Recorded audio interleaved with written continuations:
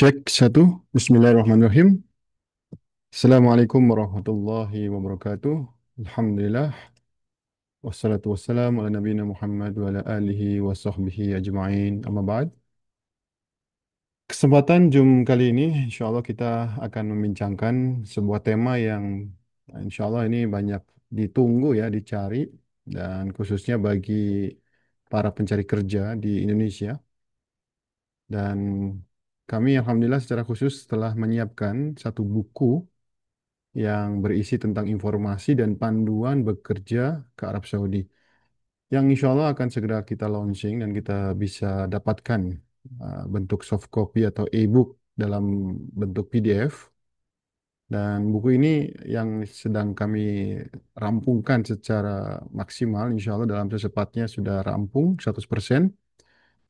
Isinya merupakan rangkuman dari ratusan artikel yang pernah kami publish di saudindonesia.id, termasuk juga puluhan wawancara di podcast dan berbagai acara seminar, diseminasi, sosialisasi, terutama bersama dengan Kedutaan Besar Republik Indonesia di Riyadh, dan tentunya juga pengalaman ya dari kami yang sudah bermukim dan bekerja tinggal di Arab Saudi, termasuk interaksi dengan aktivis dan pemerhati masalah pekerja migran Indonesia, khususnya di Arab Saudi.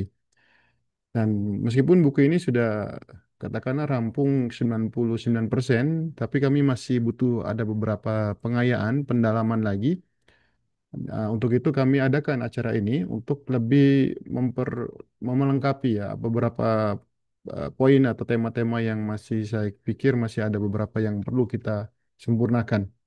Nah, itu e-book yang insya Allah akan segera kami launching dan kami bisa sebarkan secepatnya. Dan untuk sore atau malam hari ya di Indonesia, karena kita di sini di Arab Saudi masih jam 3 lebih 30 menit. Dan kita sudah on time ya, kita akan mulai secara waktu yang sudah kita rencanakan.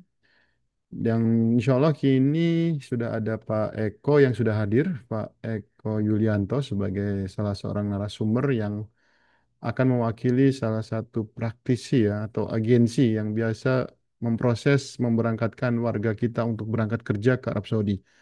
Dan yang kedua ada Pak Iswandi Abu Ibrahim, sama beliau juga berpengalaman dalam membantu proses keberangkatan warga kita yang ingin bekerja ke Arab Saudi ya, karena kita temanya ini untuk bekerja di Arab Saudi.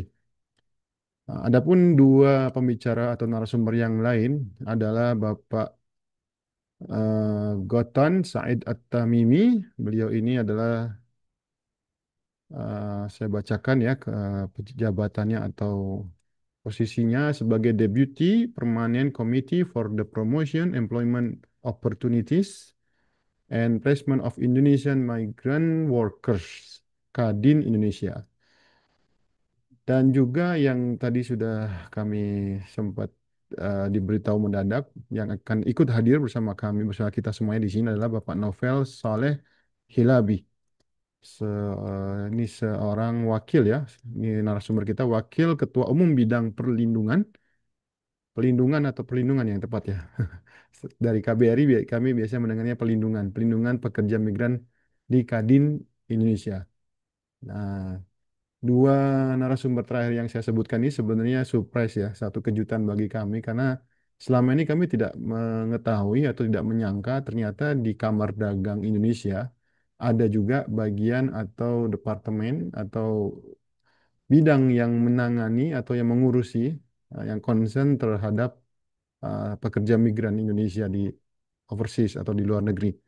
Saya pikir hanya Disnaker atau B2 PMI atau stakeholder yang terkait. Ternyata tidak hanya ngurusi dagang dan jualan bisnis saja.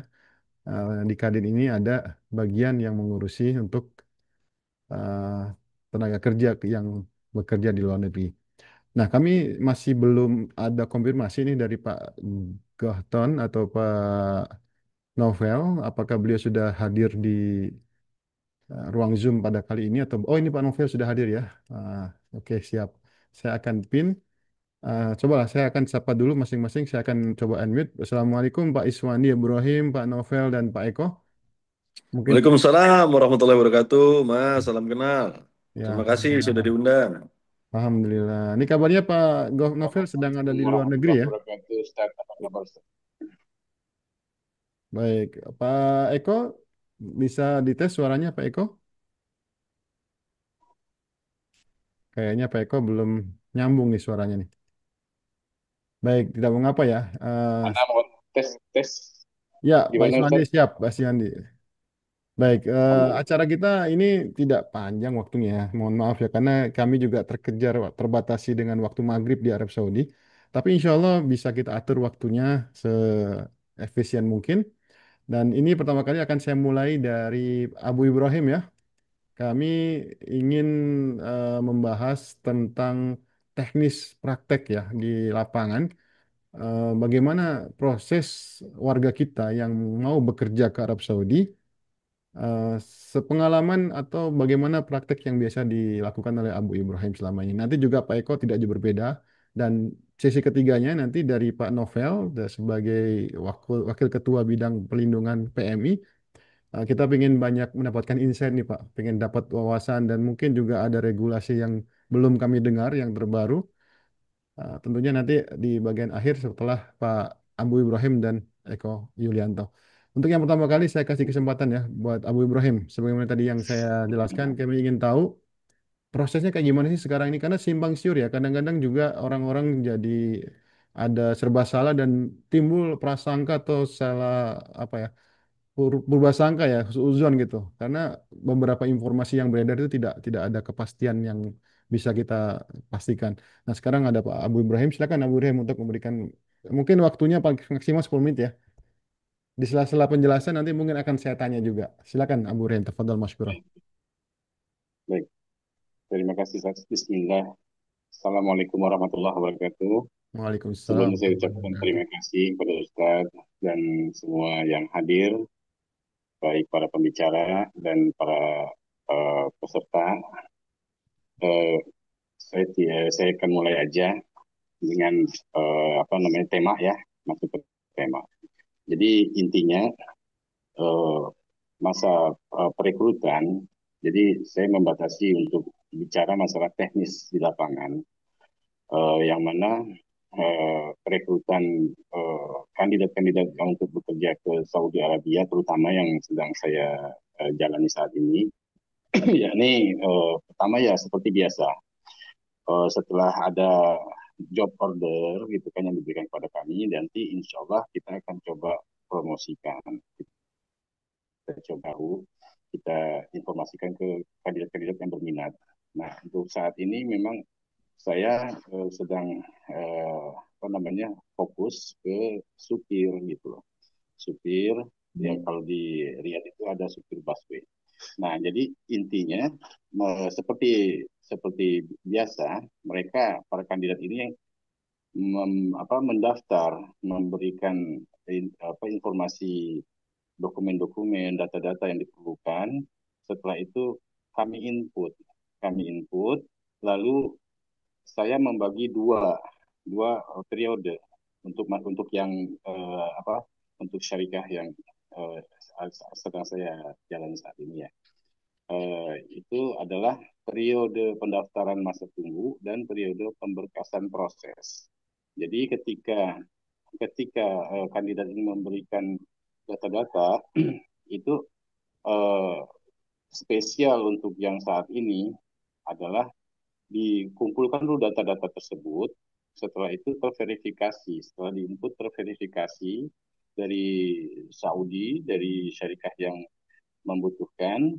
Nah, mereka memverifikasi dan mengirimkan apa namanya semacam tes online gitu ya, tes online ke kandidat berupa psikotes, bahasa Inggris dan bahasa Arab secara online.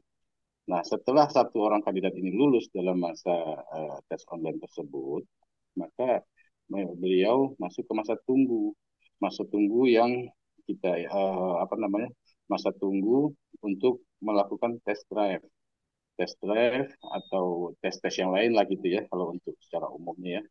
Nah, karena ada ketentuan dari institusi terkait di Indonesia dari pemerintah sendiri itu ada izin perekrutan.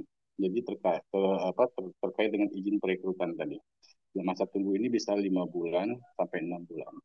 Nah, jadi saya bicara secara spesifik di perusahaan transportasi lah ya, transportasi yang salah satu transportasi terbesar di Saudi lah gitu ya.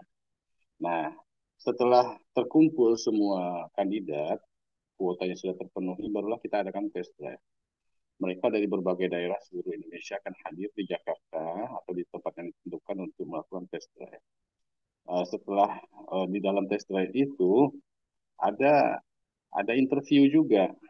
Nah, setelah interviewnya dan tes drive-nya lulus, maka masuk ke masa medical seperti biasa lah ya, medical check up. Dan setelah medicalnya fit, barulah mereka masuk ke masa pemberkasan. Masa pemberkasan ini terkait dengan pemberkasan ke luar negeri dan pemberkasan di dalam negeri, seperti itu. Kalau untuk masalah pemberkasan di dalam negeri itu terkait dengan institusi kepolisian, kemudian Kemkumham, Disnaker, dan lain-lain. Sementara untuk untuk bagian ke luar negeri itu bisa kedutaan. Apalagi sekarang sudah ada aturan baru nih yang bulan Juli kemarin baru diterapkan khusus untuk ada 14 job gitu ya. Salah satunya itu supir itu harus melaksanakan tes prometrik tuh. Jadi permintaan dari pemerintah Saudi sendiri untuk diadakan semacam tes kompetensi yang berbasiskan Inggris, bahasa Inggris untuk jobnya masing-masing yang terkait dengan jobnya. Nah, itu ada tambahan jadi ya, tambahan kerjaan lagi itu. Nah, setelah itu masuk ke masa apa namanya itu ke periode eh,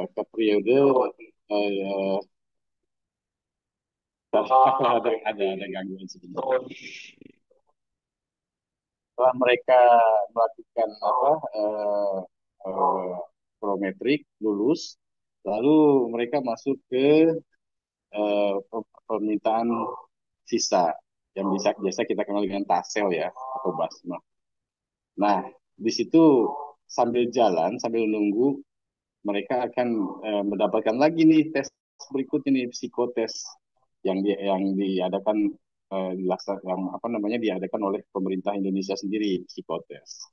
Alhamdulillah semua itu bisa dijalani dengan lancar lah. Nah, kemudian barulah masuk ke ke ID di Snaker ya. Untuk yang kami uh, jalani ini ID di Snakernya itu sesuai dengan apa yang diarahkan oleh pemerintah bahwa ID di Snaker ini dilaksanakan di daerah masing-masing sesuai dengan domisili KTP-nya. Yang di daerah ya harus balik lagi ke daerah untuk melakukan itu. Memang agak kelihatan seperti bulak-balik, tapi ini semua untuk kemudahan di negara penempatan nantinya gitu loh. Walaupun ada praktek-praktek yang mungkin bisa dihilangkan atau bisa diwakilkan gitu, saya sendiri juga tidak tidak gitu paham caranya gitu ya. Tapi adalah yang terdapat yang beredar di masyarakat yang di lapangan seperti itu ada. Tapi itu kami tidak melakukan yang hal seperti itu. Kami melakukan hal yang sesuai dengan prosedur yang disarankan oleh pemerintah. Nah, setelah mereka ID-nya selesai, nanti eh, mereka kan sebelum itu mengupload data-data pribadi tambahan untuk kelengkapan ke aplikasi Siap Kerja. Nah, jadi seolah-olah ceritanya mereka melamar pekerjaan melalui aplikasi Siap Kerja itu ke PMI, P3MI, maaf, ke P3MI, dan setelah diverifikasi dan diterima, maka di-approve lah oleh P3MI tadi bahwa si kandidat tersebut diterima bekerja di apa namanya di negara penempatan. Nah, kemudian diberikanlah surat-surat perjanjian penempatan dan segala macam. Seperti itu kurang lebih nanti secara garis besarnya saya akan coba sampaikan bahwa setelah itu akan diadakan PAP dan penandatanganan kontrak kerja itu di Indonesia begitu. sebelum mereka berangkat. Kalau seandainya mereka tidak setuju dengan perjanjian tadi, mereka bisa membatalkan atau bisa mengundurkan diri. Jadi tidak di tempat di negara penempatan kontrak kerja tadi ditandatangani. Demikian setelah mendapat setelah PAP, mereka akan mendapatkan tiket dan bisa segera terbang. Itu makan waktu kurang lebih sekitar 2 bulan maksimal. Begitu itu normalnya seperti itu. Nah ini Anda coba jabarkan secara garis besarnya. Mungkin nanti dari tanya jawab kita bisa lebih gali detailnya lagi nanti insya Allah. Demikian Ustadz Abu Ya, Bakri. terima kasih Abu Ibrahim. Ada waktu sekitar 2 atau 3 menit ya. Saya pengen nanya Pak, secara umum kalau kita pengen tahu ada locker, itu dapatnya info dari mana Pak? Baik, secara umum itu ada loker. Biasanya kita akan berhubungan menjalin komunikasi dengan beberapa kantor P3MI. Dari situ informasi bisa kita dapatkan gitu. Oh, berarti kita harus cari ke kantor P3MI yang dulunya namanya PJTKI Pak ya? Betul, yang dulunya Hmm. namanya PJTKI. Oke. Selain itu ada informasi lain yang bisa kita dapatkan. Ternyata di Saudi ada locker A, B, C gitu. Kira-kira dapat dari mana info itu? Iya, bisa. Kita bisa datangi kantor Disnaker kabupaten masing-masing, atau bisa juga ke kantor-kantor instansi pemerintah yang terkait dengan urusan seperti itu, terutama di Kementerian Tenaga Kerja. Itu tersedia terbuka lebar itu informasi seperti itu, Ustaz. Oke. Tadi dari awal sampai akhir kan Antum cerita proses ya. Tadi dibilang 2 bulan Pak ya. Proses waktu akan memakan waktu proses di Jakartanya. Ya, ya biasanya biasanya paling umumnya segitu 2 bulan paling lama. Dan itu untuk jenis pekerjaan yang umum ya. Artinya hampir rata-rata seperti itu ya. Hampir seluruh pekerjaan yang akan ditempatkan di Arab Saudi. Yang setahu Ana, ini adalah pekerjaan-pekerjaan yang bersifat kolektif besar-besaran gitu ya, penerimaannya secara besar-besaran seperti yang Anda jalannya sekarang adalah dulu di entry level gitu, misalkan seperti supir lah gitu ya, supir Hmm. bus.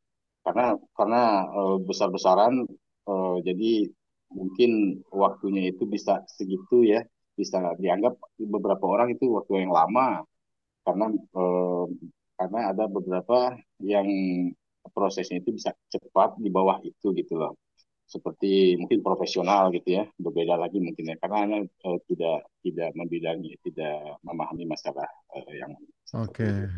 Jadi yang Anda tahu seperti itulah untuk eh, job-job yang sifatnya level entry. Demikian. Nah, satu lagi saya tambahan, Boleh bisa Pak, jadi silahkan. bisa jadi informasi locker ini bisa jadi kita dapatkan juga dari rekan-rekan kita yang ada di Saudi misalkan ya.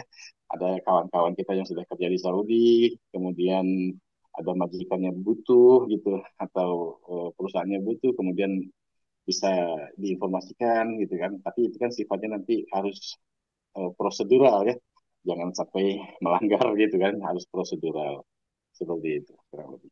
Baik Pak, nanti akan banyak pertanyaan. Ini juga sudah mulai ada yang bertanya nih. Tapi tahan dulu, nanti akan ada sisi tanya jawab dialog. Sekarang saya mau beralih ke Pak Eko. Dan Pak Eko ini sepertinya tidak jauh berbeda ya. Aktivitasnya banyak membantu warga kita yang akan berangkat ya, proses di Jakarta ya. Boleh cerita Pak, gimana Pak teman-teman yang mau berangkat proses dari Indonesia untuk berangkat ke Saudi? Baik, Assalamualaikum warahmatullahi wabarakatuh. Waalaikumsalam warahmatullahi wabarakatuh. Bapak-bapak sekalian, ya.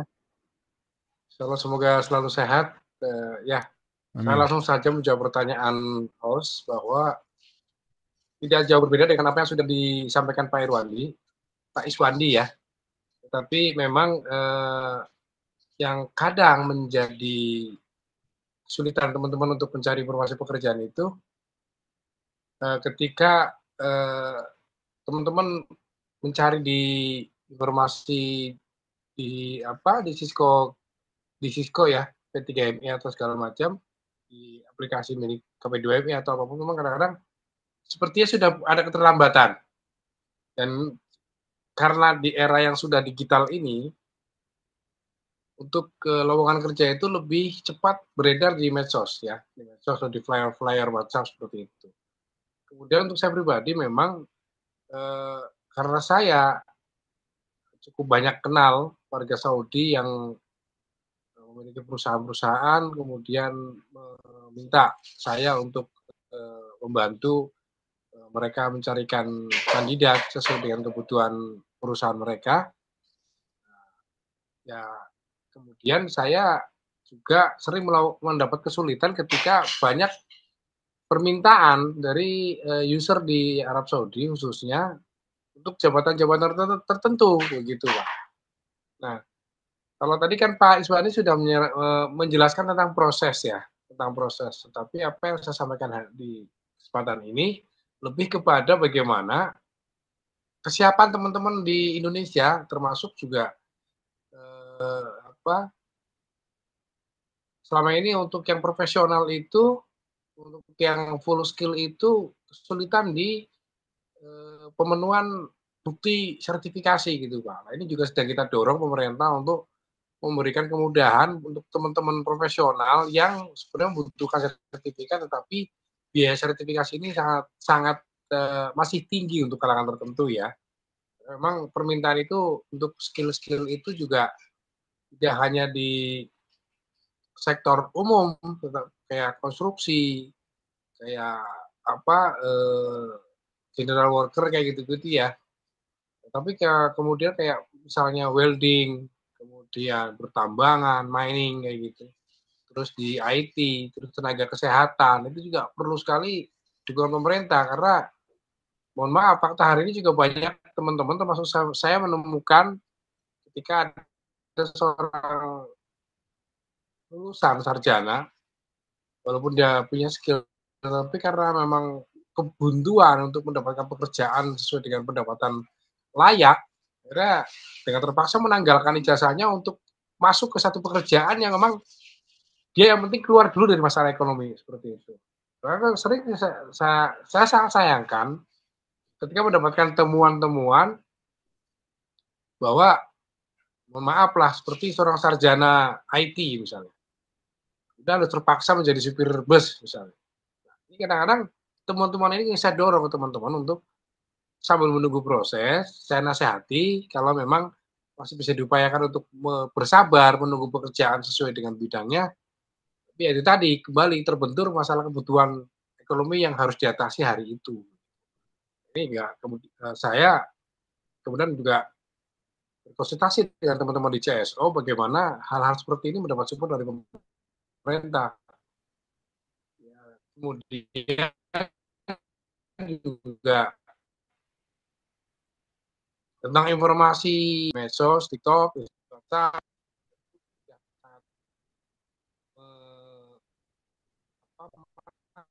Suaranya putus-putus Pak Eko ya. Kayaknya koneksinya kurang bagus nih. memberikan saran kepada teman-teman. Kayaknya nih, saya harus geser apa ya? Dalam ruangan nih, di antara. Bagaimana di tes lagi, Pak? Ya, mungkin saya coba tanya Pak Eko. Halo? Iya jelas Pak, ada. Suaranya cuma putus-putus saja. Ada gangguan masuk dari HP ini yang tadi. Gimana sekarang, Pak Ustadz? Saya kurang tahu kalau di tempat lain, tapi ke sayanya sekarang nggak jelas. Oh gitu. Baik, coba di Ya, putus-putus ya. Sebagian aman katanya. Atau tanpa video Pak, pakai saya posisinya memang coba suara aja Pak. Dimatikan videonya, pakai audio oke. aja. Oke, baik. Ya, gini Pak Eko. Bagaimana sekarang? Ya oke, lumayan bagus nih. Saya ingin nanya nih Pak Eko. Ya. Em, Kalau kita berangkat kan pasti disodorkan perjanjian kerja ya, ada kontrak kerja. Bagaimana Pak memastikan kontrak kerja yang kita sepakati ketika di Indonesia kemudian akan sama sesuai ketika kita sudah berangkat ke Arab Saudi? Kalau ada perselisihan, ada perbedaan atau yang tidak sama, bagaimana Pak cara mengatasinya Pak? Sejauh Pak Eko pengalaman selama ini. Ya, artinya PK itu kan ditandatangani tripartit ya, disaksikan oleh pejabat ketenagakerjaan yang ada di negara penempatan ya tentunya. Jadi sepanjang itu sudah disepakati ketika ada pelanggaran itu kan jadi dasar hukum untuk bagaimana ketika terjadi pengingkaran kontrak ya pekerja ini punya hak untuk menuntut sesuai kontrak yang sudah disepakati gitu. Kalau memang terjadi misalnya kemudian perusahaan itu bermasalah, perusahaan gagal bayar karena sesuatu hal, ini menjadi tugas pejabat di negara penempatan untuk memberikan advokasi untuk teman-teman kita yang bermasalah di sana seperti itu. Jadi di pra keberangkatan memastikan bahwa kontrak itu betul-betul terjadi, ya. Kemudian P3MI sebagai fasilitator itu juga memastikan bahwa kandidat yang diberangkatkan ini sudah setelah memenuhi prosedur yang benar, kemudian terkait dengan keabsahan untuk kesepakatan kontraknya itu juga harus dipastikan bisa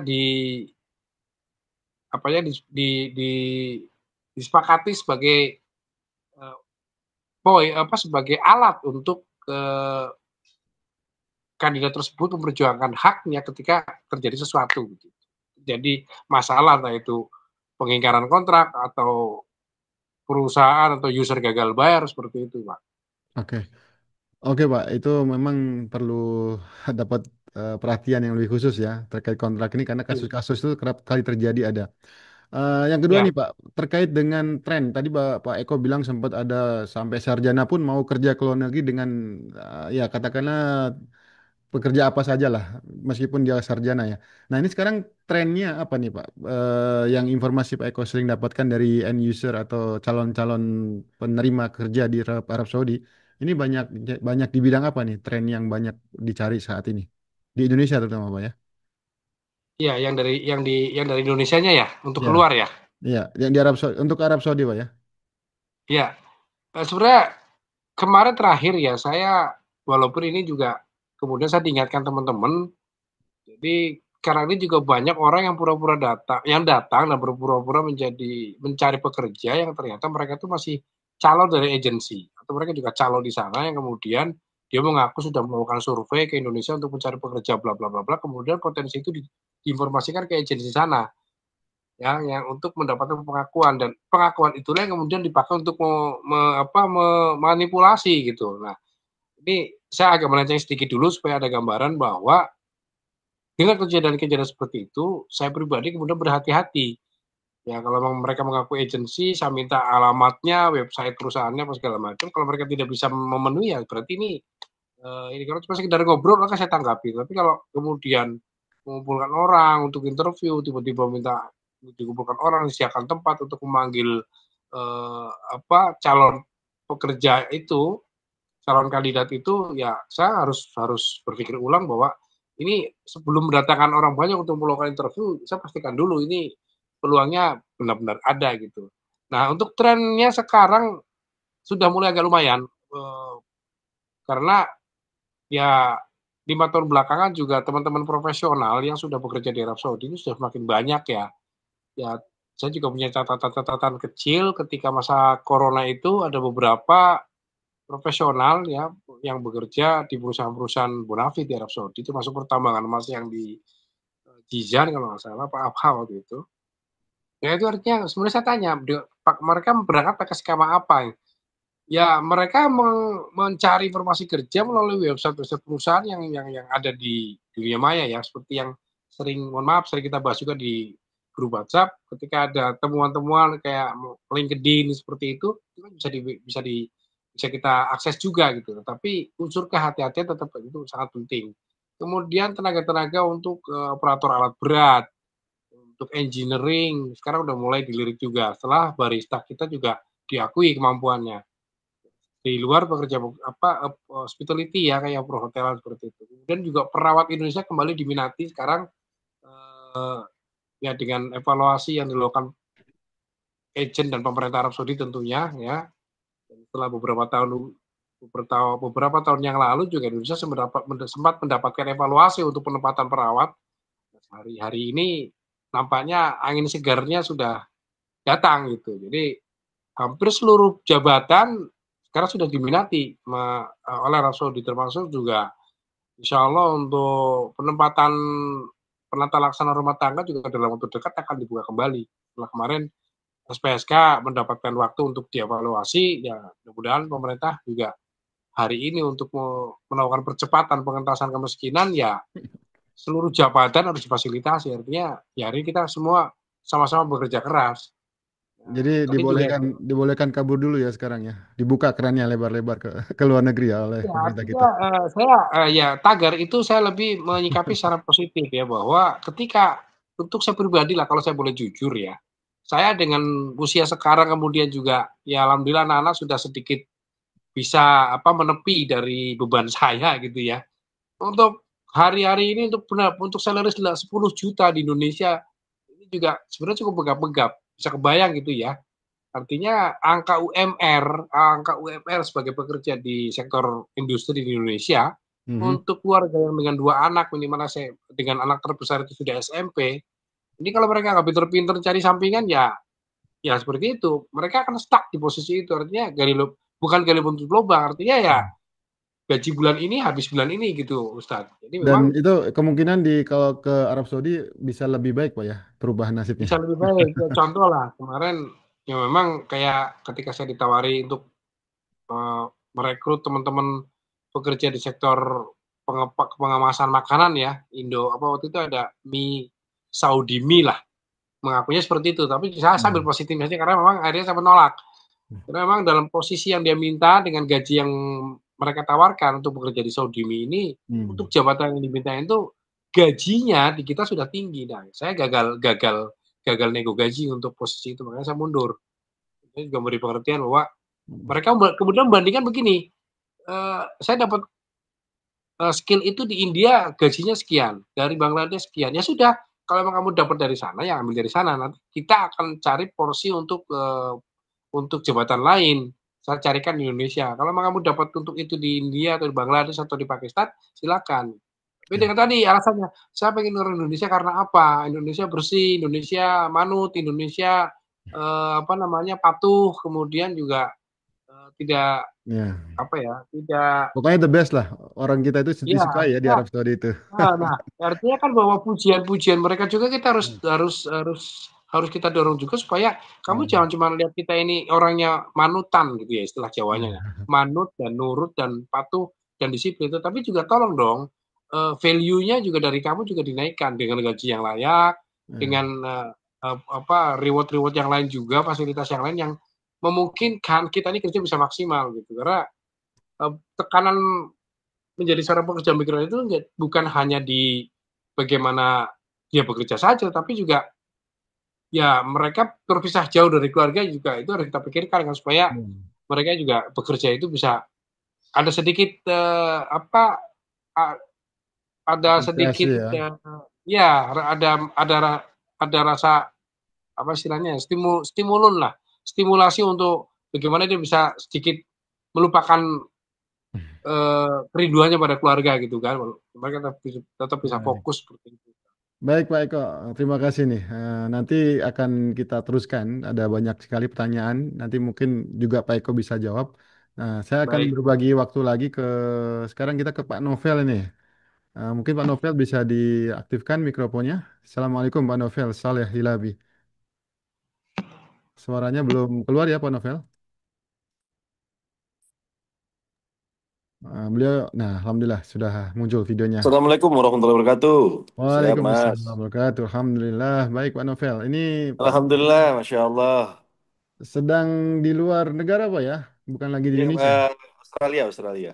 Hai, Pak Novel ini sebagai Wakil Ketua Umum Bidang Pelindungan Pekerja Migran di Kadin, Pak. Ini saya surprise, Pak. Ternyata Kadin juga ada bidang yang menangani tenaga kerja kita di luar negeri. Mungkin diawali dari cerita sekup bidang itu menangani apa, Pak? Dan nanti langsung dilanjutkan dengan mungkin ada insight baru yang perlu kita tahu atau dengan tadi bisa bisa merespon apa yang disampaikan dua pembicara sebelumnya, Pak. Tafadhol, saya kasih Ya, waktu agak panjang 15 menit, Pak. boleh. Makasih banyak, Mas. Hmm. Alhamdulillah, tadi saya mendengar para narasumber bagus-bagus sekali, ya, berbicara tentang teknis masing-masing karena memang kalau bicara di lapangan teknisnya itu akan selalu mengikuti lapangan gitu ya. Bakunya kalau di lapangan tuh memang nggak ada, tapi tadi insight-nya bagus-bagus sekali. Sedikit saya ingin menjelaskan dulu kenapa Kadin Indonesia sekarang ada fokus terhadap perlindungan pekerja migran Indonesia. Ya, Kadin adalah Kamar Dagang dan Industri. Ya, berbicara migran adalah industri jasa. Ya, yang benar-benar harus difokuskan oleh pemerintah. Kenapa? Karena devisa negara terbesar kedua setelah oil and gas adalah dari pekerja migran. Bayangin aja, pekerja migran yang tidak dikelola dengan baik, ya, tidak dikelola dengan baik atau profesional oleh apa namanya pemerintahan sebelum-sebelumnya gitu ya. Nah sekarang dengan eranya Pak Presiden Prabowo benar-benar serius menangani migran. Kenapa? Karena dibentuk sebuah satu kementerian ya, yang tadinya badan menjadi kementerian. Berarti fokusnya pemerintah terhadap industri jasa penempatan migran di luar negeri ini dianggap penting sehingga ditingkatkan menjadi kementerian. Nah, ini bagus sekali. Jadi karena Bapak Presiden Prabowo membentuk sebuah kementerian khusus dan juga Bapak Presiden benar-benar membela rakyatnya, apalagi masyarakat rakyatnya yang ada di luar negeri. Dan Kadin menjadi satu lembaga yang menaungi asosiasi dan pelaku usaha, ya, itu mempunyai konsen untuk membantu pemerintah dalam pola penempatan. Ya, nah pola penempatan ini kita berbicara harus dengan perlindungan karena kita menempatkan pekerja kita di luar negeri, ya.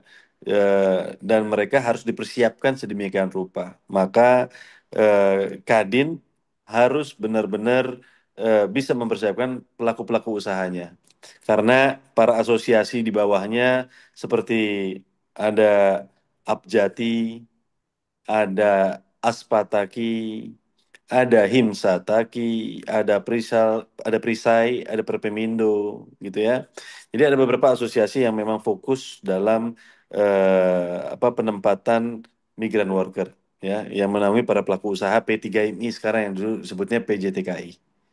Nah, di zaman kepemimpinan Ketua Umum baru Anindya Bakri, beliau juga konsen, ya, dikarenakan Bapak Presiden meminta beliau untuk konsen terhadap migran, maka dibentuk nomenklatur khusus.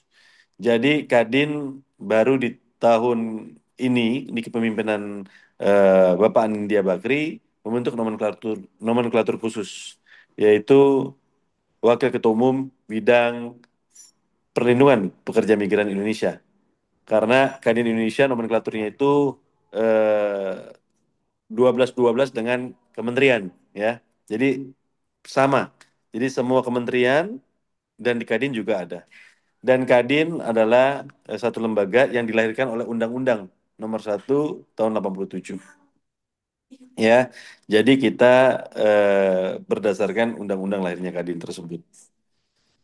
Kadin sendiri selain menjaga kondisivitas pelaku usaha, ya, karena kita melihat bahwa banyak sekali oknum-oknum di dalam dunia usaha.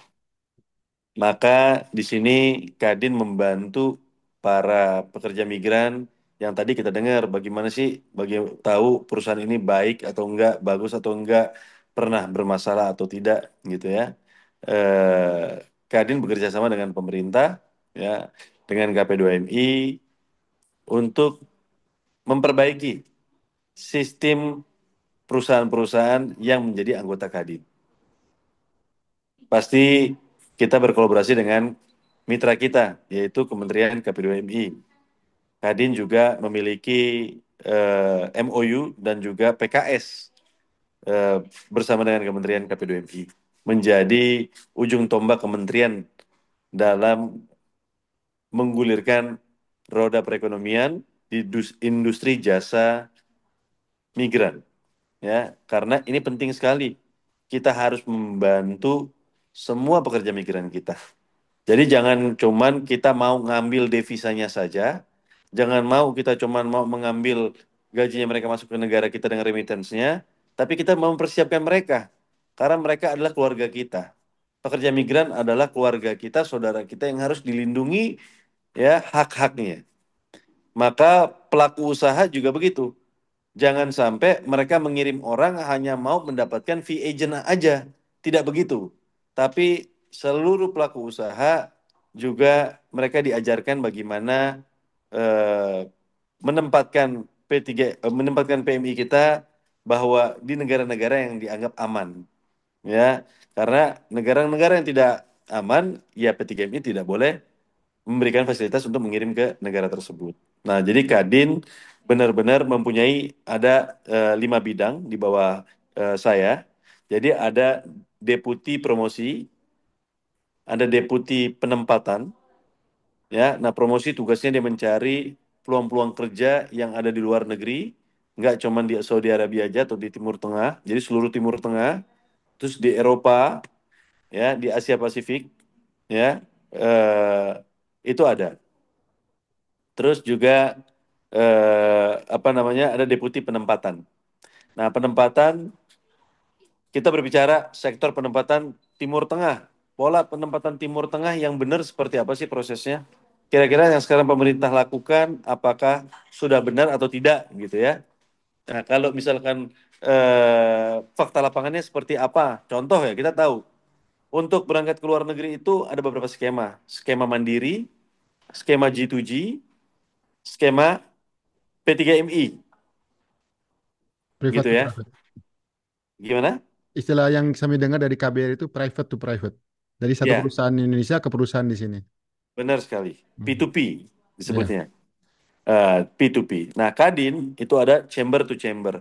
Jadi, chambernya Indonesia dengan chambernya luar negeri kita bikin kerjasama.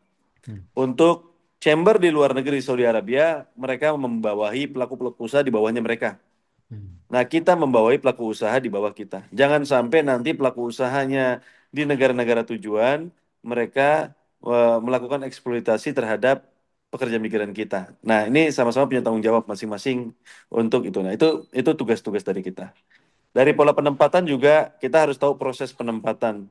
Mulai dari sebelum dia masuk ke dalam tempat pelatihan, yaitu Kadin juga mendorong untuk adanya tes psikologi sebelum masuk di pelatihan.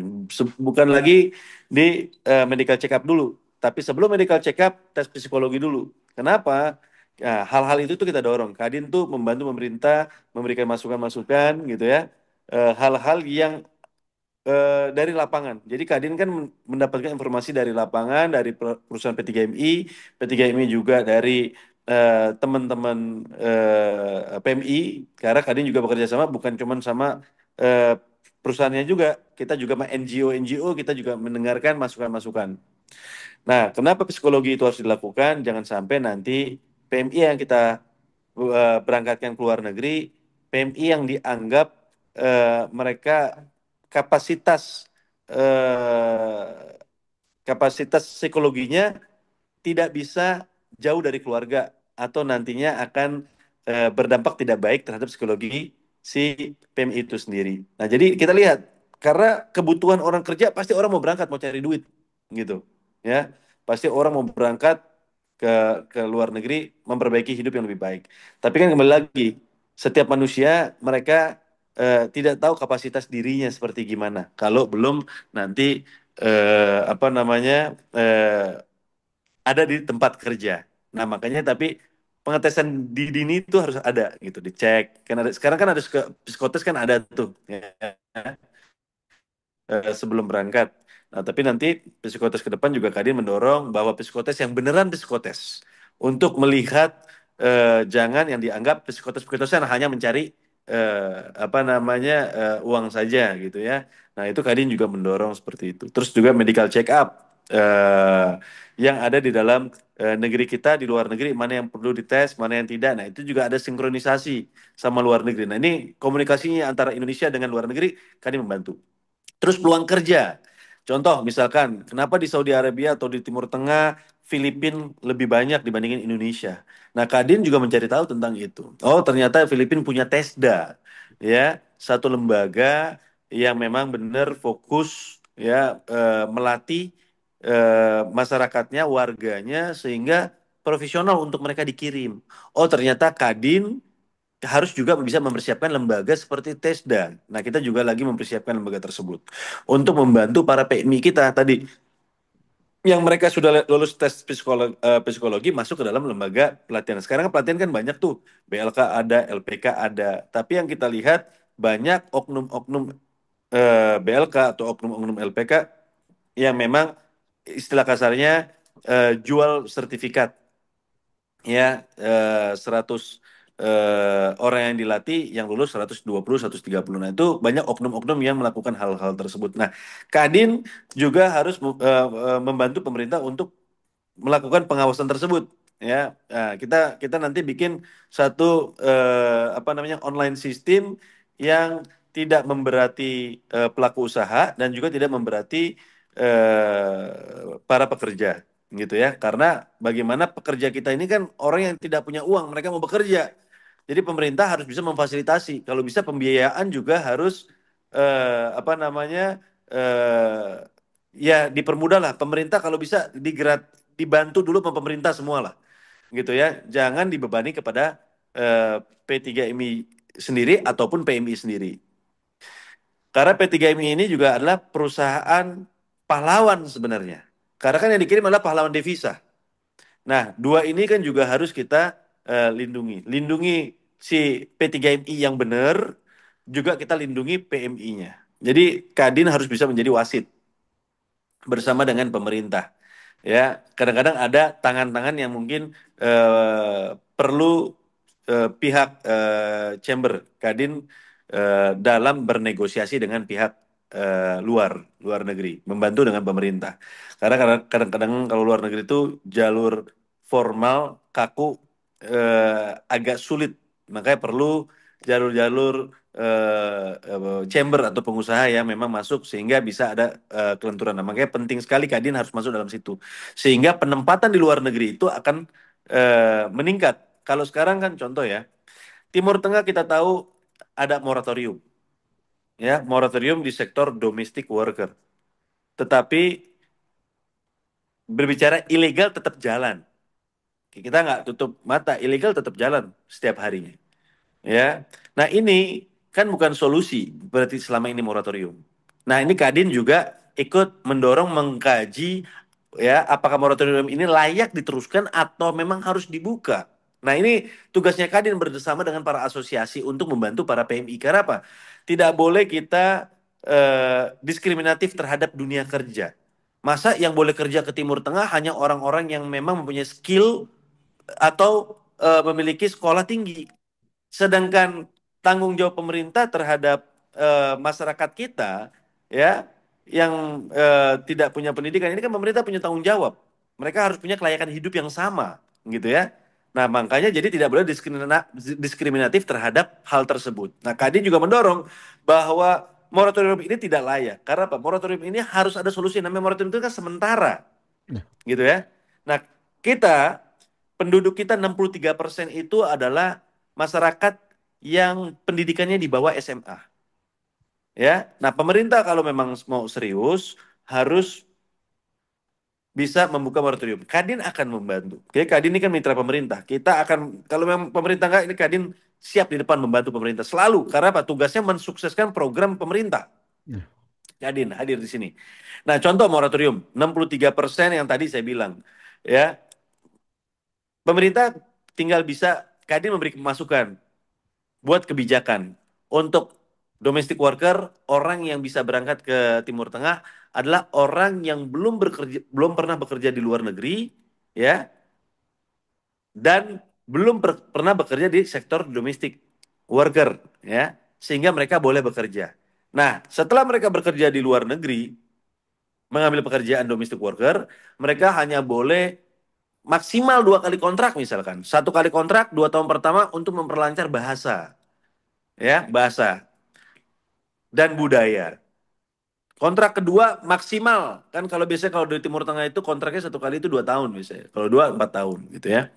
Nah selama 4 tahun itu untuk bicara apa namanya melancarkan bahasa, budaya dan hal-hal lain lah. Saya rasa 4 tahun itu udah jauh lebih dari cukup. Nah tahun berikutnya lagi kalau mereka bekerja, pemerintah tidak boleh lagi memberikan mereka hanya menjadi domestic worker, tapi kita latih mereka dengan lembaga seperti TESDA yang kita akan buat untuk meningkatkan skillnya mereka menjadi nurse, apa namanya caregiver ataupun hospitality, ya karena apa?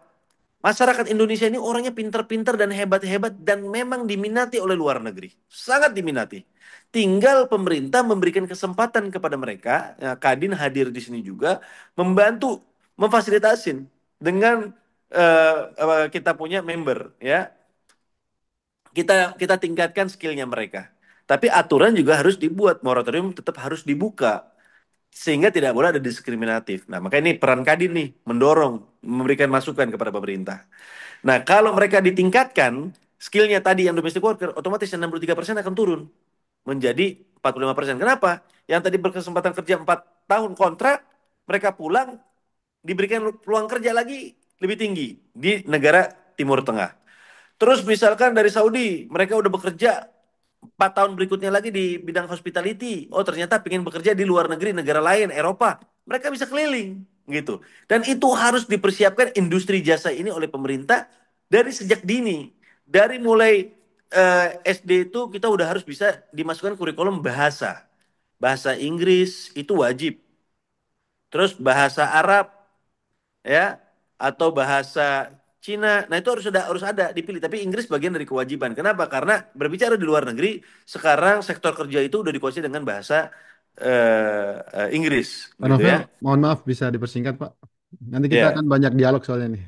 Oke. Maaf, Pak. Nah, jadi itu adalah peran-peran Kadin untuk mendorong pemerintah dalam hal-hal semuanya. Jadi dari proses penempatan, promosi, terus juga nanti mereka pulang ke Indonesia mau menjadi pengusaha, Kadin pun hadir di situ.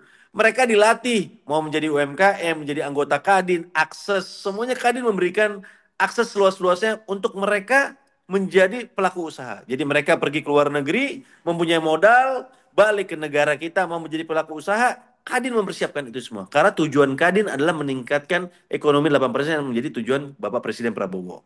Tapi proses tersebut mulai dari bawah sampai mereka terbang sampai pulang, Kadin ikut mengawal. Ya, mengawal nggak cuma dari pelaku usaha dalam negeri, tapi juga dari mitra pelaku usaha yang ada di luar negeri yang di bawah chamber-chamber tersebut. Sehingga tidak ada lagi pelaku-pelaku usaha di Indonesia P3MI ketemu scam pelaku usaha di luar negeri. Nggak ada lagi kayak gitu. Kenapa? Karena kita akan memberikan rekomendasi. Ini loh pelaku usaha di luar negeri yang bersih atau tidak mempunyai latar belakang yang tidak baik. Jadi mungkin itu dianggap penting Kadin hadir di sini untuk menjaga kondusivitas penempatan di luar negeri. Terima kasih. Terima kasih Pak Novel. Masya Allah ini sebenarnya saya pengen lebih panjang lagi dengar penjelasan dan informasi dari Pak Novel. Tapi waktu kita memang sangat mepet ya. Nanti kita akan coba tampung berbagai pertanyaan dan kita ada dialog dengan partisipan. Nah, tampaknya ini saya juga ingin ada masukan dan berbagi ya dari Pak Gatan ya. Pak Gatan sudah siap ya, Pak Gatan Tatamimi. Saya silakan untuk di-unmute mikrofonnya. Pak Novel ditahan ya sampai nanti ada tanya jawab. Mungkin Pak Novel perlu memberi jawaban juga bagi pertanyaan-pertanyaan yang ada di sini. Assalamualaikum warahmatullahi wabarakatuh semuanya. Saya Waalaikumsalam ucapkan warahmatullahi pertama wabarakatuh. kali terima kasih kepada Saudi Indonesia yang sudah menyelenggarakan uh, acara talk show atau peluncuran buku yang saya lihat. Kebetulan dan Pak Novel pun bersedia sebagai WKU, yaitu Wakil Ketua Umum Kadin. Saya call dia dan bersedia untuk berbicara juga ternyata karena memang Saudi Arabia ini adalah salah satu fokus utama yang memang sedang kita usahakan. Kenapa? Jujur, industri ini adalah penempatan pekerja migran, baik untuk saya, apalagi Pak Novel, adalah sudah menjadi generasi kedua. Bisnis ini sudah dimulai dari orang tua kita, bahkan Pak Novel itu orang tuanya, ya ayahnya itu yang pertama kali mengirimkan pekerja migran domestik ke Saudi Arabia. Jadi makanya kalau bisa dilihat tadi cukup emosional karena memang dari sisi kulturnya memang sudah seperti itu di keluarga kita. Nah, yang kedua adalah saat ini kita ini ada di titik yang saya lihat di mana global movement ya, global mobility itu udah nggak ada batasnya lagi. Jadi setiap orang bisa bekerja di mana saja, bahkan di rumahnya juga. Tidak hanya terjadi di Indonesia, bahkan itu uh, di negara maju pun, contoh warga Jerman banyak yang bekerja atau mass migration bahkan ke Australia sekarang dan menjadi profesional di sana. Indonesia sekarang mulai masuk ke Jepang, Korea, bahkan Amerika dan Australia, Anglo-Saxon country. Begitupun memang Saudi Arabia khusus umumnya Middle East. Kalau melihat dari trackernya, memang yang paling banyak itu uh, memberikan remittance itu ke Indonesia adalah dari negara Saudi Arabia. Jadi sebetapa pentingnya Saudi Arabia di industri ini, kurang lebih seperti itu. Nah, adapun peran Kadin yang tadi sudah disampaikan oleh Pak Novel, itu adalah terobosan baru lah di industri ini. Kenapa? Karena sebelumnya itu kita hanya mengenal G2G, government to government, ataupun private to private. Sedangkan business to business itu sebenarnya bisa dinaungi lebih baik oleh chambers to chambers. Bahkan Pak Anin itu setiap minggunya atau sebulan sekali itu keliling negara, setiap negara dan negara, bahkan kalau bisa dilihat di web Instagram Kadin, kita sedang ke Korea, di Busan. Di mana untuk salah satunya pasti adalah mempul company-company besar, contoh Hyundai Heavy Industry, Samsung Heavy Industry, dan lain-lain, untuk menanyakan apakah mereka masih membutuhkan pekerja migran Indonesia, contohnya welder, dan lain-lainnya. Ke Saudi Nah, udah, Pak? Udah berkunjung belum? ya, itulah. Makanya yang saya harapkan banyak sebenarnya yang bisa kita kerjasamakan antara ekspatriat yang memang sudah ada di Saudi, khususnya contoh yang sedang bekerja di Aramco atau perusahaan yang lain, itu untuk dikoneksikan. Karena ilmu dari semua ini adalah mengkoneksikan. Kita ini penengah antara demand dan letter. Demand dan supply. Dan itu bisa dilakukan oleh siapa aja, termasuk oleh pekerja migran. Jadi saya punya masukan nanti program salah satu campaign kita itu di Kadin, kalaupun ini sudah launching, namanya From Migrant Workers to Migrant Workers. Jadi kita aktifkan peran migrant workers yang sudah bekerja di banyak negara sebagai partner Indonesia untuk mencarikan atau mempertemukan uh, demand dan supply-nya di Indonesia. Gimana caranya? Nanti bisa lewat Kadin dan Kadin akan menyalurkan itu kepada P3MI yang berafiliasi dengan Kadin ataupun di asosiasi yang di bawah Kadin, contohnya Apjati ataupun yang lainnya. Nah, hal itu menurut saya akan memboost pemasukan dari pekerja migran Indonesia. Jadi selain mendapatkan gaji, ilmu entrepreneurship-nya itu kita latih gitu. Karena kebanyakan yang masuk ke bisnis ini itu orang yang sudah mencicipi lah bagaimana sih kerja ke luar negeri. Bahkan kalau dilihat pekerja-pekerja Indonesia yang sudah di Jepang itu pulang membuat LPK. Dia tahu ilmunya, dia latih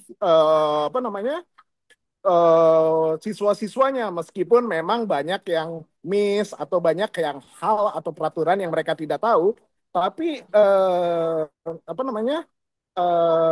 inisiatif untuk berinvestasi kepada manusia Indonesia itu ada.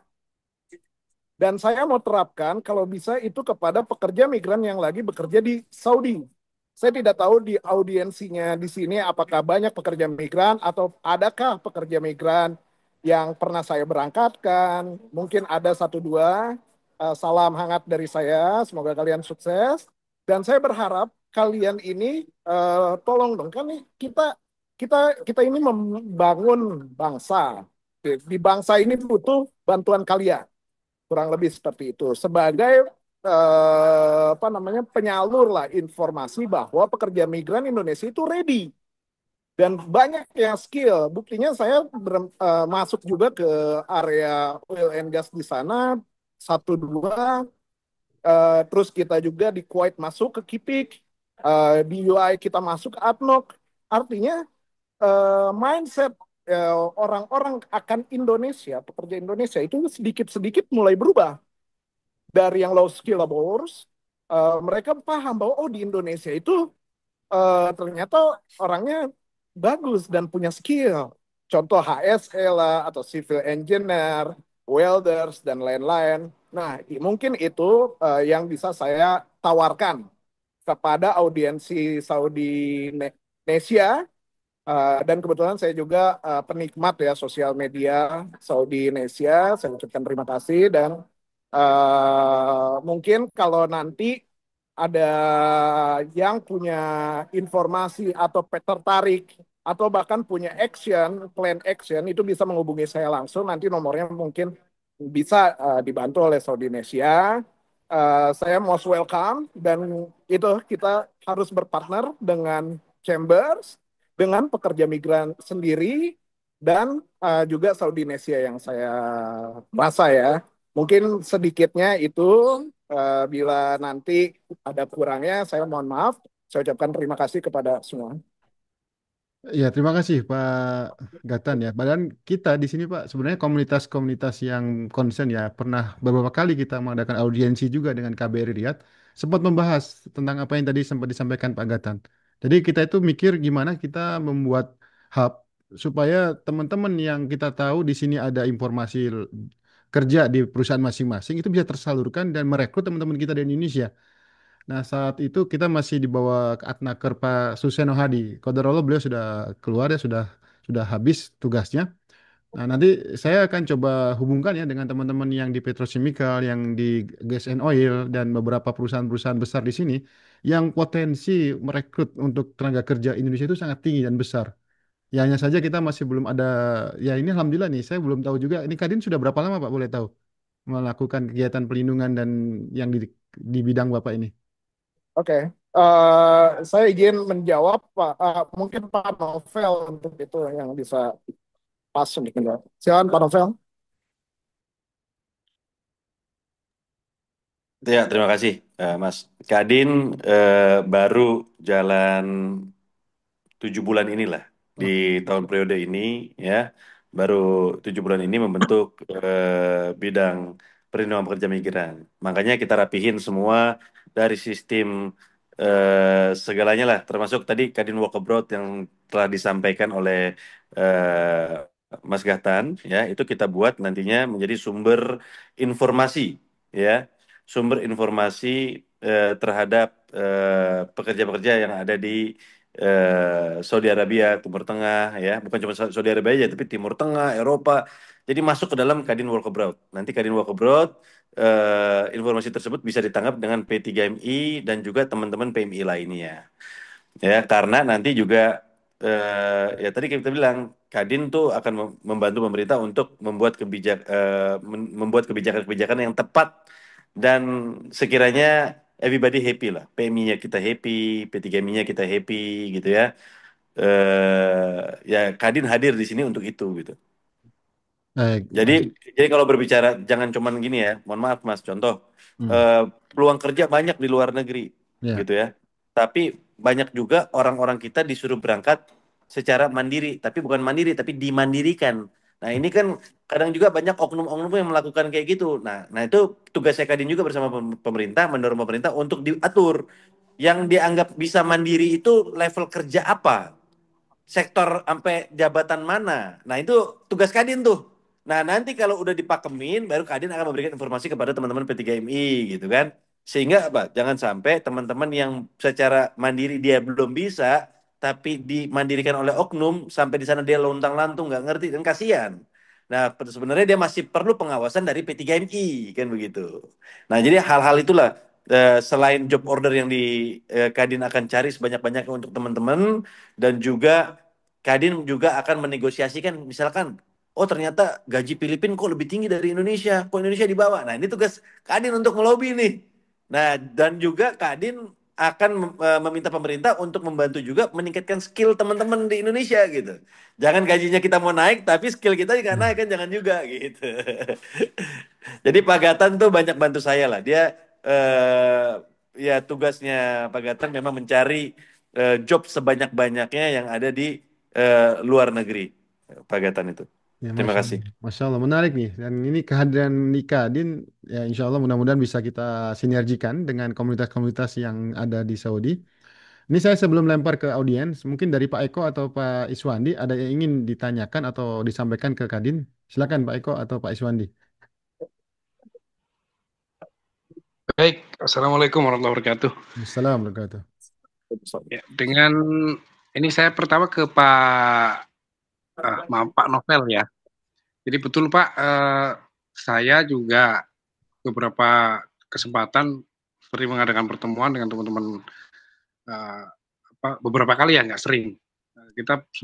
Kami sempat bertemu bareng dan bahas masalah ini, bahwa memang peran Kadin juga menjadi strategis untuk lebih bagaimana mengawal kepentingan teman-teman pelaku usaha agar kemudian muncul persaingan yang sehat.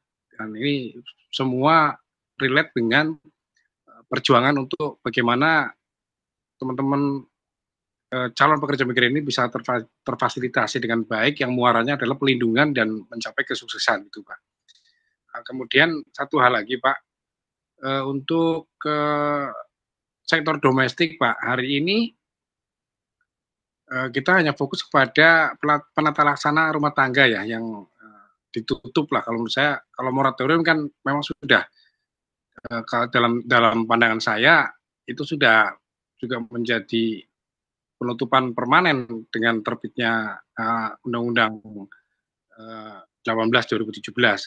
Nah, ini yang perlu juga kita sadari, bagaimana untuk sektor domestik, untuk private driver juga kemungkinan bisa kita perjuangkan lagi Pak, karena untuk driver skill ini untuk ke perusahaan-perusahaan sementara saya nampaknya hanya di kendaraan besar ya sekarang ini, menengah dan besar, itu untuk ekspedisi dan angkutan-angkutan proyek, kemudian bis sekolah, bis antar kota, bis umroh seperti itu.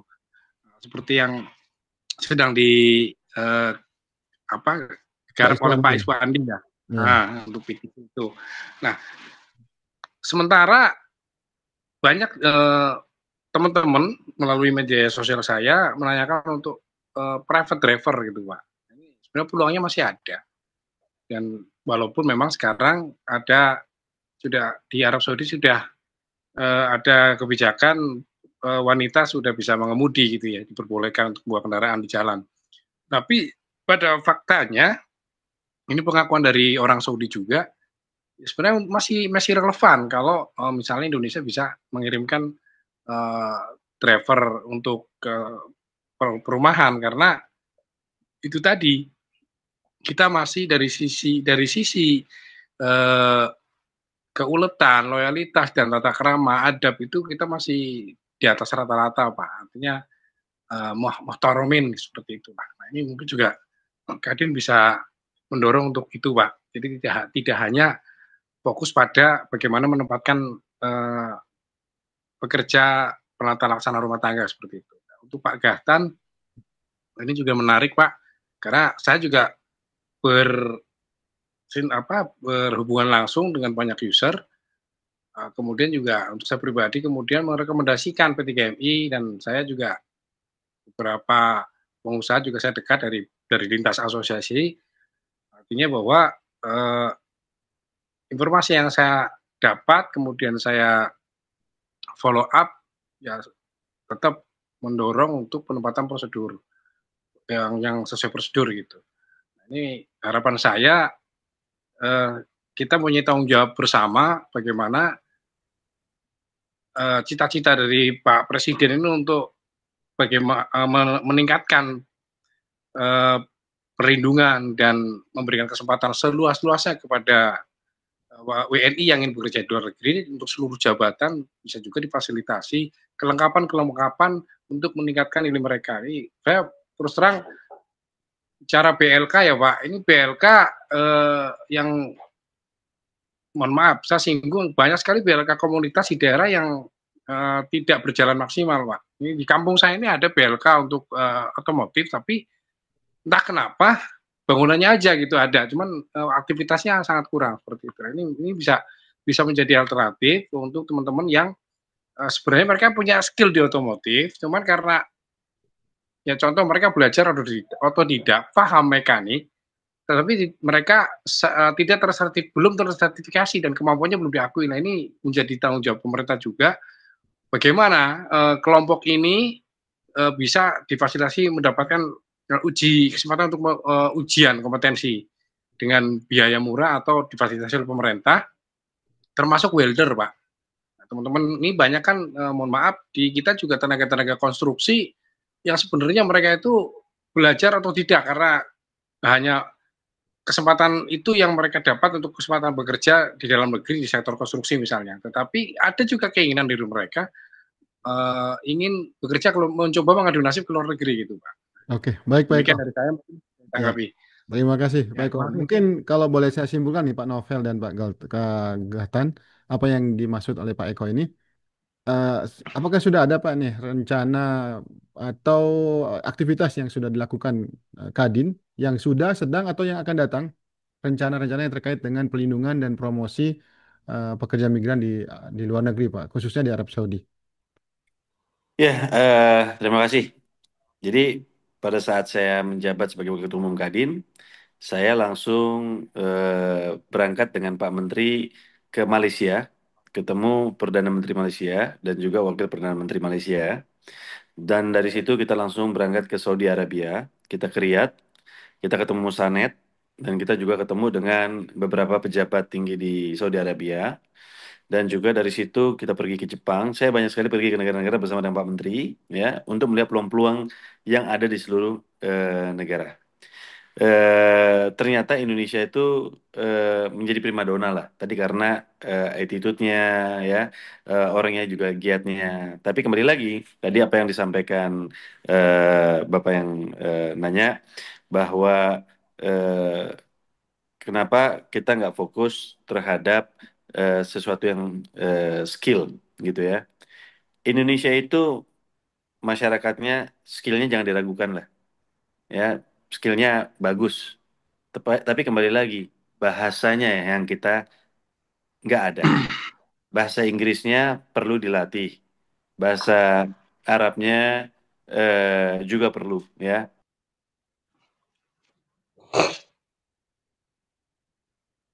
Termute ya suaranya. Halo, Ya, oke Pak. tadi termute sampai di mana? Biar saya nggak ulang. Bahasa Arab Pak. Iya, jadi SDM kita ini bahasa Inggrisnya hampir kurang banget semuanya, ya. Bahasa Arabnya juga begitu gitu ya. Perlu kerja keras pemerintah untuk membiayai pelatihan bahasa, ya. Perlu banget gitu. Contoh ya, kemarin kita dapat Bagatan dapat pekerjaan kontrak tuh 2.000 di orang dibutuhkan di Kuwait itu di engineer, ya, fresh graduate dari 570 sekian yang masuk apa namanya CV, ya, ternyata yang lulus bisa bahasa Inggris cuman 27 orang, jadi jauh sekali gitu. Nah, berarti kan apa, skillnya ada tapi bahasanya tidak mumpuni Hmm. gitu. Maka kenapa saya bilang tadi kembali lagi domestic worker. Domestic worker itu skill worker bagi saya. Kenapa? Karena dia tersertifikasi. Dia tukang masak, kerjanya di rumah. Ya kan? Kenapa? Bahasanya tidak perlu tinggi-tinggi seperti dia kerja di restoran. Kalau di restoran kan interaksinya banyak orang, gitu ya. Kalau di dalam rumah interaksinya sama keluarga di situ. Begitu juga cleaning service, kerjanya di building sama kerja di dalam rumah sebenarnya sama. Tapi kan pekerjanya skill juga. Nah, kenapa saya bilang tadi 63% itu harus kita perjuangkan, tidak boleh diskriminatif. Kita kasih mereka kesempatan kerja, tapi dibatasin. Supaya nggak boleh jadi domestic worker terus. Harus ditingkatin skill worker. Tapi setidaknya, ya kita memberikan dia langsung terjun training di lapangan dengan latihan bahasa lah, tapi dapat digaji dan dibiayai semuanya oleh apa majikan kan gitu ya dari Saudi gitu. Ngambil kita turunin pelan-pelan. Nah, untuk yang skill worker di dalam negeri ya yang diminta di luar negeri kita latih. Jadi semuanya harus simultan. Simultan yang memang perlu dikirim. Contoh tadi kan butuh driver wanita. Kembali lagi, presentasenya driver wanita di daerah itu pasti sedikit. Kenapa? Nggak semua orang mempunyai kesempatan untuk belajar nyetir. Gitu. Peluang kerja di luar negeri banyak sekali. Gitu ya. Contoh ya, pemetik buah di Australia. Saya lagi sekarang lagi di Australia ini mendapatkan mendorong ada job order 2.000 kebutuhan di pemetik buah di Australia dengan gaji sebulan itu 70 juta. Bayangin. Nah, tetapi untuk sampai di sana itu ada tes IELTS-nya. Nah, ini kan kita orangnya ada, tapi bahasanya kan gitu. Nah, jadi ini menjadi kendala kita kenapa tadi Kadin harus hadir membentuk satu lembaga seperti di Indonesia ya. Kita udah bentuk namanya juga sebentar lagi kita akan launching ya kurikulumnya modulnya itu untuk mutual recognition. Ya, mutual recognition antara setiap negara-negara kan setiap negara tuh punya standarisasinya. Nah, mutual recognition ini nantinya akan dipakai dengan lembaga-lembaga yang akan menjadi mitranya Kadin. Contoh ada BLK X. Nah, BLK X tersebut kalau menjadi mitra Kadin dia harus mengikuti standarisasinya seperti tadi si Bapak bilang. Ada BLK di daerah tapi di dalamnya kosong. Saya ngerti, kosong itu dalam arti kata barang-barang otomotifnya tidak up to date. Gitu kan. Nah, nanti orang kalau mau jadi BLK khusus ke luar negeri, dia harus ada standarisasinya. Memiliki barang, mau otomotif, barang otomotifnya di dalam BLK-nya juga harus up to date. Bahasanya juga harus ada pelatihan. Jadi kerja ini tidak kerja kecil, ini kerja besar. Dan perlu anggaran besar. Maka pelaku usaha ini kalau hanya mengandalkan pemerintah, juga nggak akan bisa karena pemerintah punya anggaran terbatas. Maka pelaku usaha Kadin mengajak para investor dari luar negeri juga. Oke, kalian butuh apa? Butuh otomotif, kalian investasi. Ya, BLK-nya kita siapin, bahan alatnya dari kalian, tapi saya kirim orangnya untuk kalian gitu. Nah, Kadin juga sudah memberangkatkan di awal bulan itu kita ada 5.000 orang ya kita kirim ke Slovakia, ke Jepang, terus juga ke Jerman ya. Ada ke beberapa negara yang kita kemarin ada 7 negara kita kirim. Ya, itu juga skill worker semuanya. Construction, ya, terus engineering, terus hospitality. Hospitality dibagi-bagi itu ada di perhotelan, ada di bartender, ya, itu ada banyak. Jadi kita juga mendorong. Nah, tapi kalau mau mendorong ini semua kan kita harus membantu pemerintah untuk bikin satu skema kebijakan, aturan main sehingga apa bisa masif nih seluruh Indonesia. Kadinda di daerah kan Kadin kan mempunyai sampai tingkat daerah kabupaten kota. Ya, kita akan memfasilitasi semua kadin-kadin daerah untuk membantu teman-teman kita di daerah ini bisa ditingkatkan skillnya. Nah, tapi kan tadi saya bilang kita harus bikin dulu nih semua lembaganya, aturan mainnya, kan nggak mudah karena negaranya luas nih. Kita bagi sektor. Ada yang ngurusin sektor Timur Tengah, ada yang ngurusin sektor Eropa gitu. Pak Gitu, Nova, Mas. saya mohon maaf, saya bisa motong sedikit dan ini saya butuh juga. Saya kira Pak Novel dan Pak Goten tahu lah, di Saudi ini kan sedang marak ya, bukan hanya mega proyek, giga proyek ya di mana-mana. Kami sangat-sangat merasakan. Ya, contoh kecil yang namanya limbah, limbah khas dari industri yang pembangunan di mana-mana itu terasa lebih banyak, lebih besar daripada sebelumnya ketika nggak ada informasi atau proyek-proyek yang dilakukan.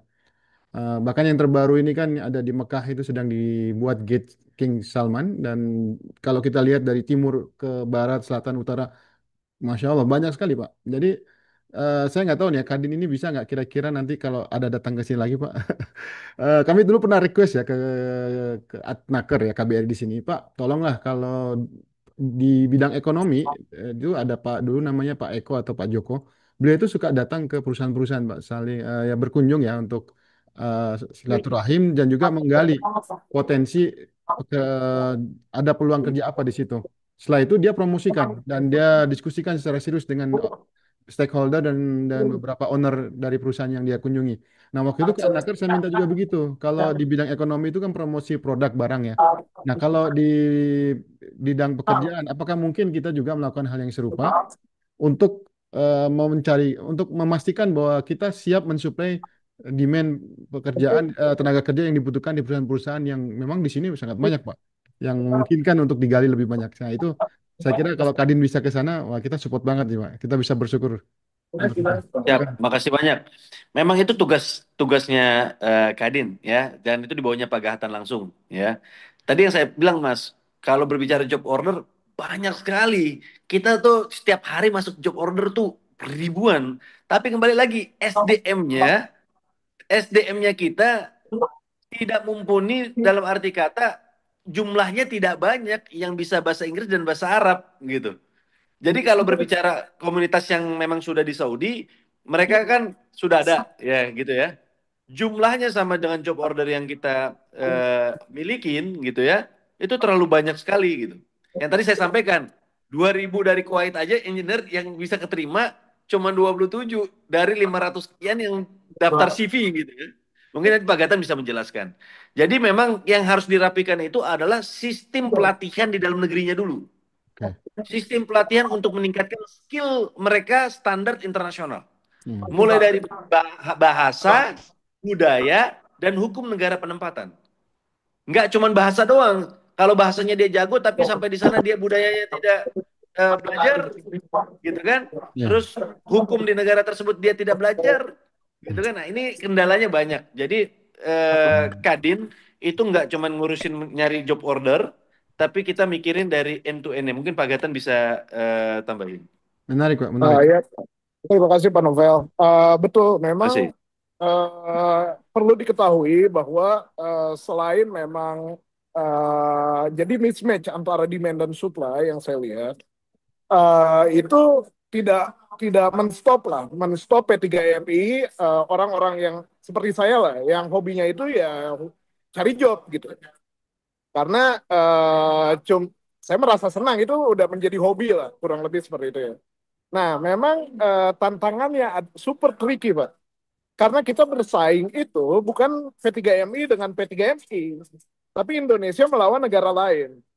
Contoh, India, kenapa kenapa mega project itu di Saudi semua itu lari kepada Nepal, Bangladesh, India, tiga negara tersebut. Benar. Karena mereka bisa banting harga gaji, Hmm. gitu. Dan mereka jual rumahnya, mereka bayar Hmm. ke bahkan dari calonya. Nah, kenapa calo? Karena calo-calo ini beredar semua.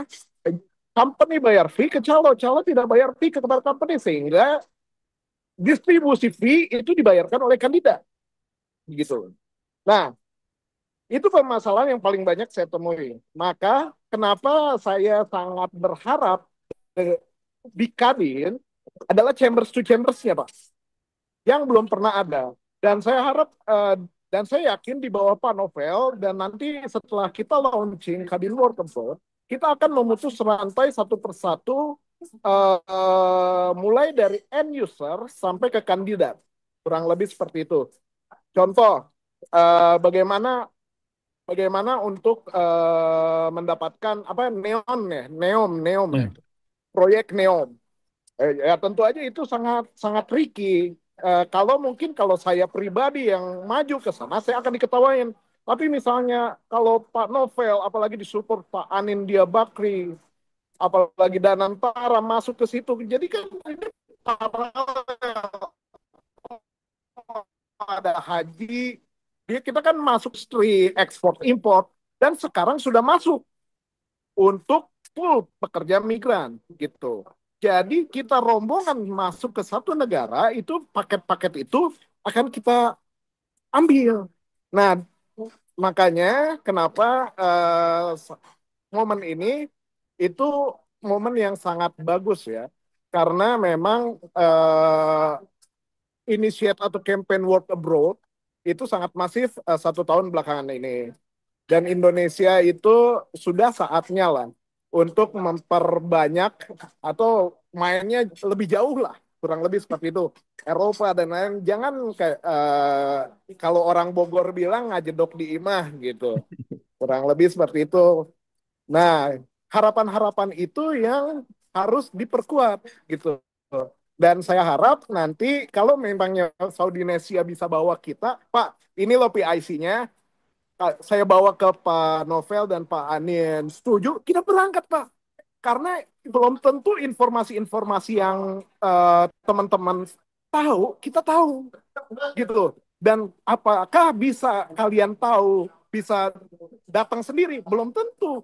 Bisa bisa bisa jadi itu barang kalau kata Ketum Golkar, barang tuh masuk atau barang tuh keluar gitu. Karena yang masuk kurang kurang weaponnya kurang lah, kurang lebih seperti itu. Nah, makanya yang tadi saya tawarkan adalah Kadin siap untuk mensupport pekerja migran ataupun warga Indonesia yang tinggal di luar negeri bila mengetahui satu perusahaan atau sedang bekerja di perusahaan tersebut dan butuh support, contoh company profile kah atau sesimpel sales representative kartu nama ataupun marketing tools itu bisa kita siapkan nanti setelah launching Kadin Work Abroad tersebut. Kampanyenya adalah from migrant workers to migrant workers dan juga ada banyak campaign yang lainnya mungkin kalau saya ceritakan itu nanti akan banyak waktu saya sebutin satu aja karena memang audiensinya cukup banyak dan peminatnya di forum ini adalah Saudi. Uh, itu yang tadi dibilang bahwa banyak sekali mega project, mohonlah kita duduk bareng, apa sih yang Kadin bisa support, begitu. Kalau kita jujur aja Pak, di Kadin itu udah ada timah, udah ada tambang, segala industri, bisnis ini tuh dilirik aja bagus Pak, gitu. Karena 1 miliar, 2 miliar itu kayak, mohon maaf kalau buat saya gede, tapi kalau buat yang lain-lain itu easy lah. Nah, makanya kita bersyukur gitu loh bahwa di level uh, high profile itu tertarik akan pensupotan pekerja migran, penempatan dan perlindungan. Justru itu terutama saya ucapkan terima kasih sekali lagi kepada Pak Novel ya yang udah membawa bidang ini di level Kadin dan sebelumnya itu belum pernah ada. Dan saya mohon kepada semua untuk mensupport kita balik. Kurang lebih seperti itu. Masya Allah. Terima kasih nih Pak Novel, Pak Gohtan, juga Pak Iswandi dan Pak Eko. Ini sebenarnya saya ingin lebih panjang lagi. Ada beberapa hal yang krusial yang sebenarnya ingin kita diskusikan nih Pak. Tapi ya qadarullah waktu kita ya, bentar lagi kita udah mau maghrib nih. Eh, kami berharap gini Pak, kalau di negara-negara seluruh dunia itu kadang-kadang kita temui ada namanya pecinan Pak ya, Chinatown ini ya, Chinatown atau daerah-daerah tertentu yang dikenal sebagai warga negara asing yang mungkin secara bersamaan di situ. Nah kita nggak tahu nih nanti apakah nanti namanya kampung haji yang digagas Pak Prabowo ini jadi di Mekah, apakah menjadi semacam itu? Dan kita berharap nanti nggak hanya di Mekah saja, di negara-negara lain dan kota-kota lain di situ kita ada hadir dan bukan hanya menyumbangkan dari sektor yang tadi sempat dibahas domestik dan unskilled tapi juga profesional dan bisa mengangkat ya, mengangkat martabat negara kita di mata dunia pada umumnya. Saya nggak tahu nih apakah kita mau lanjutkan karena kita maghrib nih, Pak. Mungkin Ya. karena ini waktu terbatas, Pak. Saya minta closing statement aja. Dan oh ya, Pak, saya belum lupa. Saya harap nanti mungkin Pak Goton bisa meng-share ya. Mungkin ada media informasi yang lalu diupdate oleh Kadin terkait dengan penempatan tenaga kerja asing ini, sehingga kita nanti bisa mengutip dan bisa mensosialisasikan di media kami di Indonesia, Pak. Semoga nanti ada kerjasama selanjutnya, Pak, di lain hal. Sebagai closing statement silakan Pak Novel dan Pak Gatan dan mungkin nanti Pak Iswandi sama Pak Eko boleh juga. Fadal dimulai dari Pak Novel. Siap, makasih banyak Mas. Mungkin closing statement sekaligus saya juga ingin eh, memberikan ada satu hal yang memang saya mesti sampaikan juga. Saya juga kebetulan tuh Menteri Investasi Pak Rosan itu adalah mantan Ketua Umum Kadin. Hmm. Ya, beliau sekarang juga Dewan Penasehat di Kadin. Beliau Dewan Penasehat di Kadin dan saya juga bicara dengan Menteri BUMN yang sekarang jadi Kepala Badan. Kan fokus akan ada kampung haji di Saudi. Saya Hmm. minta Kadin mendorong untuk pekerja pada saat pembangunan kampung haji, karena kan ada investasi Indonesia di sana. Hmm. Saya minta itu mayoritas harus orang Indonesia yang bekerja. Mulai dari konstruksinya, mulai nanti kalau begitu jadi, gitu ya, untuk tidak mengambil dari negara-negara lain. Tolong difokuskan karena ini kampung haji adalah milik Indonesia, investasi Indonesia, kita jangan kalah sama negara-negara China. Setiap dia masuk ke negara orang, investasi, tapi manusianya juga dibawa. Nah, kita juga harus begitu. Jadi kalau kita investasi di negara luar, saya minta pemerintah juga bawa mulai dari konstruksinya, engineeringnya, sampai pekerja nanti setelah terbangunnya. Itu harus mayoritas di orang Indonesia. Dan itu yang kami dorong. Jadi sekali closing statement saya kepada sahabat-sahabat pekerja migran, ayo mari kita bangun Indonesia bersama-sama ya. Kita unjukkan ke dunia bahwa Indonesia mampu, Indonesia bisa. Dan kalian semua tidak sendiri karena Kadin akan selalu berada bersama dengan teman-teman pekerja migran. Kadin hadir bukan hanya untuk pelaku usaha, Kadin hadir untuk pekerja migran Indonesia yang lebih baik lagi. Mari kita bersama tingkatkan skill untuk pekerja migran kita. Salam dari saya, Novel Salihilabi. Kalau khair Pak Novel. Dari Pak Gotan silakan. Mas ya. Ya, kalau sedikit dari saya adalah semoga Kadin dan Saudinesia dipelopori lah oleh Saudinesia dan di forum kecil ini pun itu mulai dari satu itu bisa tumbuh jadi 1.000. Tentu aja apa namanya informasi-informasi yang kalian ketahui dan membutuhkan support, kalau saya lebih ke action. Kalau Pak Novel ini, tinggal bentar lagi jadi menteri, Pak. Beda. Iya. Amin, Kalau amin. saya action aja. Nah, Jadi kalau memang ada yang bisa kita action, saya rasa di grup kecil ini pasti ada. Dan saya ragu nih untuk tembus Aramco. Saya ragu nih tuh Neom dan segala macam. Ayo kita duduk bareng, kita jumpa kalaupun di Jakarta kita undang di Menara Kadin Kuningan. Kalaupun bisa, kalau memang sangat kuat, ini ditembusnya udah level atas, saya yakin Pak Anin itu, Masya Allah, tiap bulan sekali jemput bola. Korea, Kanada, Jerman, Saudi, ya Pak, yang kampung haji itu rombongan lah ya. Kemarin itu salah satunya udah berhasil.